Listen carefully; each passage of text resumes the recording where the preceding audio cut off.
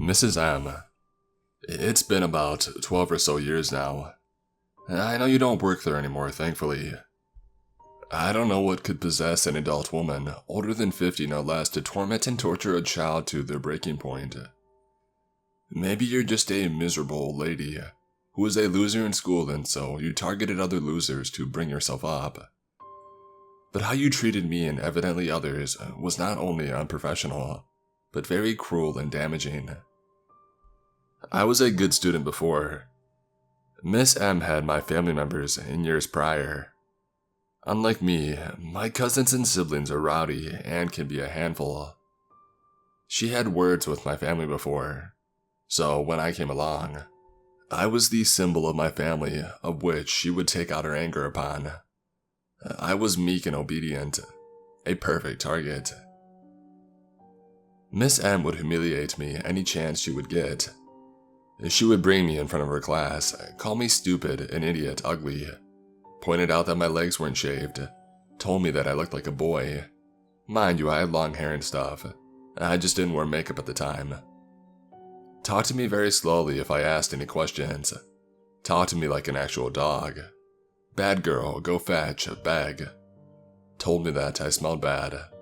The list goes on and on. She would sometimes aggressively pat me on the head and shout, "Good girl," when I completed one of her dog commands. She would actively encourage other kids to make fun of me as well, and further isolate me from everyone. I started to fear any interaction with her. I feared my classmates as well. A boy in my class was being relentless and made me cry one day, so I retaliated and I threw a pencil at him. I was berated heavily and treated even worse after that, so I learned to shut down and take it all. My grades slipped. I cried every day at home. I kept most of it to myself, which Miss M probably knew I would, which is why she went so hard on me. My parents did try to get my classes switched, but the school refused. Not only did Miss M act like an angel around other adults, but the other classes were apparently packed to capacity, so I couldn't switch. But I also don't think my parents tried very hard. The parent-teacher conferences made things worse each time. She would be alright for a day or two, but the hammer would come down harder. I had to keep all the torment inside to survive. She made fresh hot chocolates for the class the day before Christmas break. When she gave me mine, I was scared and I accidentally knocked it over on myself. I was always a clumsy kid. Instead of being concerned in the slightest because it was literally scalding hot, she just let out a flurry of screams and threatened that I'd better get it clean quickly and spotless or she would make me sorry. I did as I was told, and I ignored the searing pain at my foot. I was not allowed to call to get a change of clothes, and I was the only one not allowed to have more.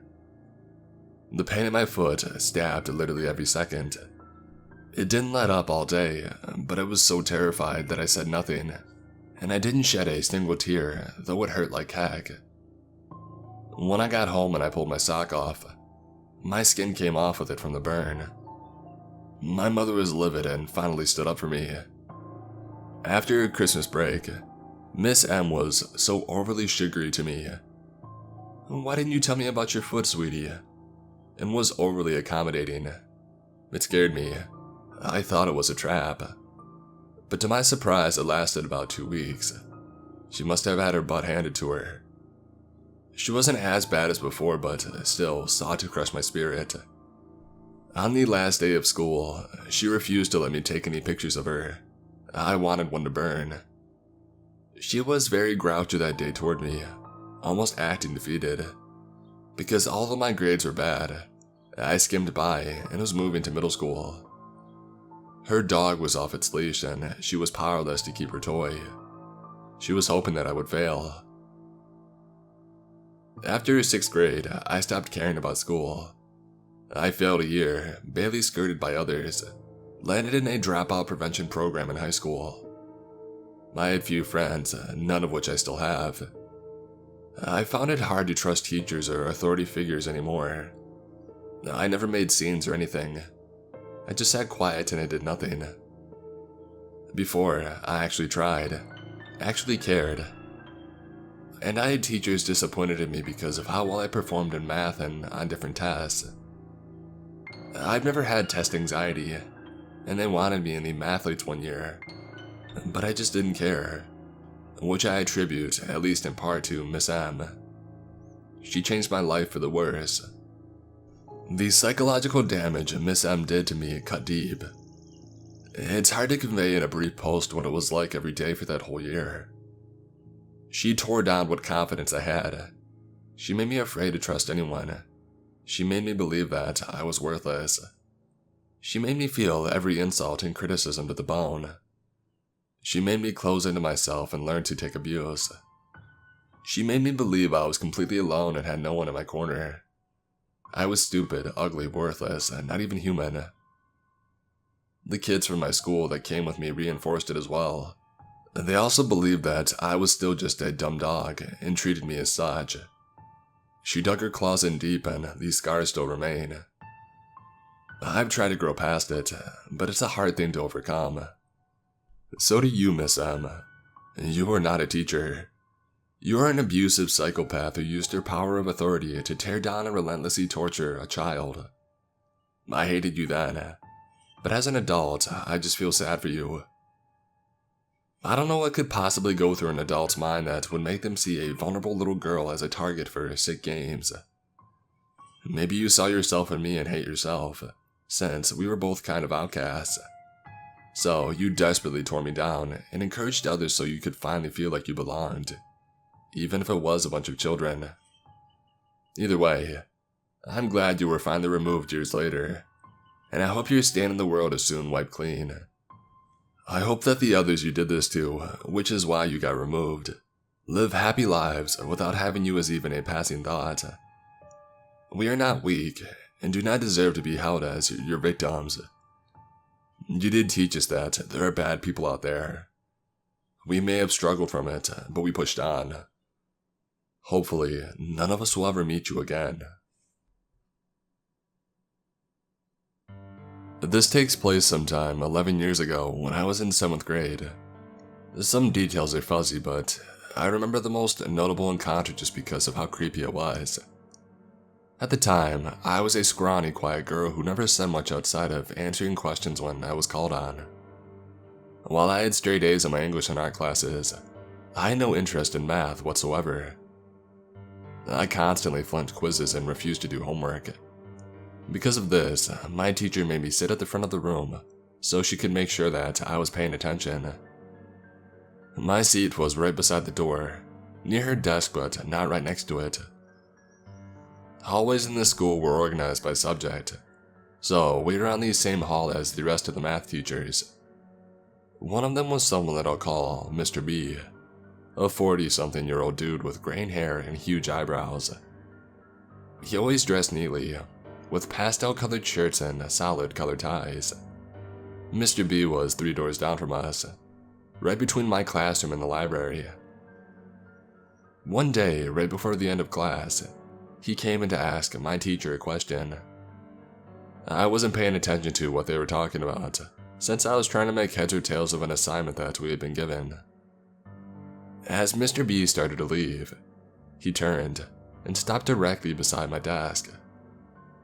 I looked up at him with wide eyes, terrified that I had done something wrong, only to see him staring down at me with a weird little smile.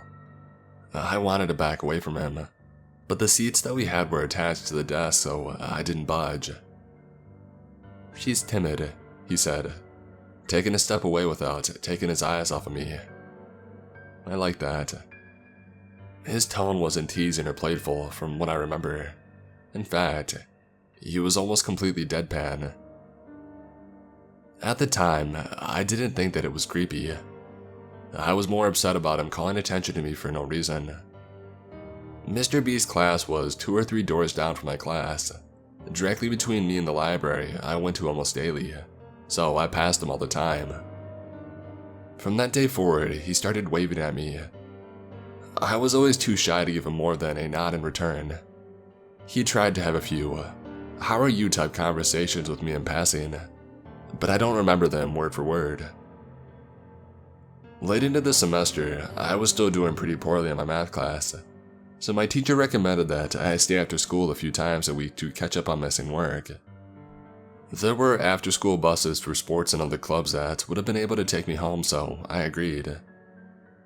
The next week, I stayed after school and quietly worked on some makeup work while my teacher graded papers at her desk. As we were leaving, my teacher offered to walk me to the bus. As we passed Mr. B's classroom, he came out into the hall. He talked for a moment with my teacher, wishing her a safe drive home and all, and then he turned to me. He bent down a little and put a hand on my shoulder, squeezing it, and told me to be safe getting home. The next year, I went out of my way to avoid Mr. B's classroom on my way to the library. There were 2 sets of doors, but it meant walking halfway across the school. For some reason, I just didn't feel comfortable with passing him again, but I didn't think it would be worth talking to anyone about it either. All I knew was that I didn't feel comfortable around him. Looking back, I don't know what Mr. B was thinking, but in any case, my interactions with him still make me uncomfortable. This happened 2 years ago in my high school junior year. I was the kind of student who would take honors AP everything, waste a lot of my time by the way, and I was taking accelerated pre-calc so I could get into AP Calc BC the next year. It was around September, November. It's the beginning of the school year when a new kid, Corbin, randomly shows up sitting in the back of my math class. At the time, the seating arrangement sat me near him, so I thought, let's be nice to the new guy. And I started to just acknowledge his presence. He would ask me questions, I would politely answer, and so on. Nothing special, but no one else was really doing it at the time. He wasn't the type to be immediately popular the second that you moved schools, and he had this classic, pudgy, short nerd look to him, and glasses, a neckbeard, a rotation of 3 shirts, so I felt bad. I was never one to make friends, wasn't popular, wasn't that good looking. Depression made me really gross, so I felt empathetic. It turns out that we shared another class, AP US History. This time, Corbin sat directly in my table group. We would have to interact more in that class, so maybe he started to see me as a friendly face. I mean, being a new kid is hard, especially when everyone else has known each other for most of their lives. But that's where the problem is. I don't know what about me gave me the impression that he could confide in me about his love interest. But after a week or 2, that's what Corbin started to do. At first, it wasn't too sus. It was saying things like, "Wow, math class is so great." What? And Miss Edgar, our math teacher, is such a great teacher. Like, yeah, okay, things like that are normal to hear when you're sitting in a class full of AP nuts that want to go to Ivy League schools and become the next Stephen Hawking or whatever the heck. But then he started really wanting to know more about Miss Edgar, asking things like, "Is Miss Edgar married?" "Yes, but we just call her Miss." "And does she have kids?" "Yes, the picture's literally right there." And then he kept saying things like, "I want to have all 6 periods of the day be math." And man, I don't want to leave my math class. Why is it such a short period? At this point, I would try to stay away from Corbin. I wouldn't talk to him, I wouldn't look at him, giving signals of, please go away, because I just had some sort of gut feeling that he liked a lot more than just math. I would literally run from our math classroom the minute the bell rang in an effort to keep him from catching up to me, but he would still find me and say these things. I've never power walked so hard in my life, and he still somehow caught up. It's impressive in a way. In my history class, we eventually had to do a group project as a table group. It was me, Corbin, and 2 other girls. We had to draw some sort of poster about the Civil War, and I was in charge of drawing most of it because for most of my life, everyone knew me as the girl who could draw. I have gone to art school for 8 years, been traditionally taught. I had to draw some sort of southerner-looking guy, and I guess to him it looked like Joseph Joestar, like the anime character from Stardust Crusaders arc. First of all, not you to JoJo's Bizarre Adventure, but due to the fact that I got my years of art practice whittled down to looking like an anime character. But whatever, that wasn't the problem. The problem was that Corbin would not let that go. Instead of, doing actual work and helping on the poster, all he would do for the rest of the class was just make JJBA sound effects. Like, what the heck? The other two girls and I would just look at each other and then go back to doing our work, trying not to give him the attention that he clearly wanted. He would always try to crack jokes, but to no avail. When watching documentaries in US history class, so it was nothing new. He would actually repeat his jokes numerous times, but even the teacher wouldn't give him the time of day.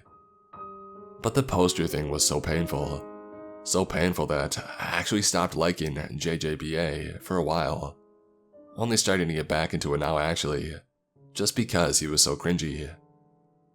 But that's neither here nor there. Back to the main part. I eventually got sick and tired of Corbin's BS and decided to email both Miss Edgar and my AP history teacher, saying that I wanted to be moved as far away from him as possible in class, and have them make sure that future seating charts would reflect that. I didn't go into details as to why I felt so uncomfortable, because what was I supposed to say? And the teachers didn't ask any questions. So I got my wish, and I got moved to literally the opposite corners. He was in the front left corner, I was in the back right, yada yada. I would catch him staring at me a lot, but he stopped talking to me after that. Thank the Lord, right? And then I found something out that made me feel bad for Miss Edgar herself. Sometimes when I would miss class, I would go in after to make up notes or take quizzes, and I noticed that he was always there. During lunch after school, he was always just sitting there. Corbin didn't have to make anything up. He just wanted to really spend his day with Miss Edgar, and it was every day. Other kids would see him when they went in to make something up, every day. But I would try to rationalize all of this. Obviously, he didn't have many friends, being new and all, so maybe he didn't want to sit alone at lunch. Or maybe he just wanted to wait a little in the classroom before his mom came to pick him up after school. Or maybe Miss Edgar is the only teacher that he feels comfortable around. And then suddenly, it's Valentine's Day. For me, not a special day, never been a special day, and never will be. Just a regular normal day. I had missed class the day before. Yes, I am a serial skipper if you haven't noticed. And I went in after school to make up a math test. Whoops.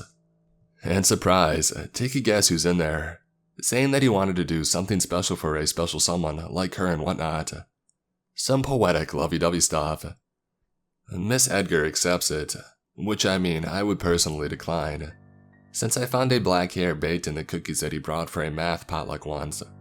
Spoilers, he's blonde, with a slightly forced, "Ah, thanks," and he finally left her.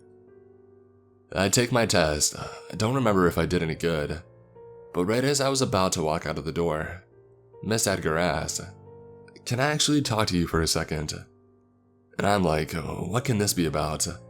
I thought I was in some sort of trouble missing all the class or something, but it turns out that she wanted to talk about Corbin. She goes, "I know that you didn't want to talk about why you were uncomfortable with Corbin, but I was wondering if there is anything that you could tell me." I was like, thank God she noticed.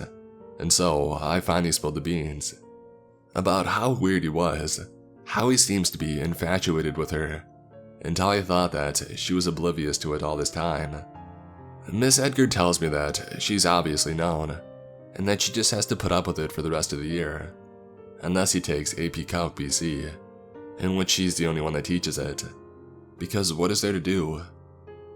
She thanks me for talking with her, and the year progressed with a less amount of weirdness. I eventually started to tell other people about my interactions with Corbin, not for the sake of gossip, but because I wanted to warn people, especially the girls he tended to hover around. He would always just go up to a pair of girls and stand in between them, just watching them talk to each other, not even engaged in the conversation, just watching. And that's when I found out other girls have had similar sus interactions with this kid. How he kept trying the whole, "What if we kissed?" Oh, just kidding. Unless. He tried that line multiple times on multiple girls. and how he harassed this one particular girl that I guess he liked over text and so on. Junior year ended with no further bumps, and when senior year started, I walk into school and I don't see Corbin anywhere. He's not in my classes or any other AP class, which is weird because he would probably take it. It turns out that he moved back to where he came from over the summer. As for me, I missed more school than I would like to admit. I'm always one for pushing the attendance limit, but still graduated in the top 5% of my class out of 560 students. You see, kids, it's possible, but just don't quote me on it. Now I'm in college living my best life and out of that hick town for good. As for Corbin, you better not see me again.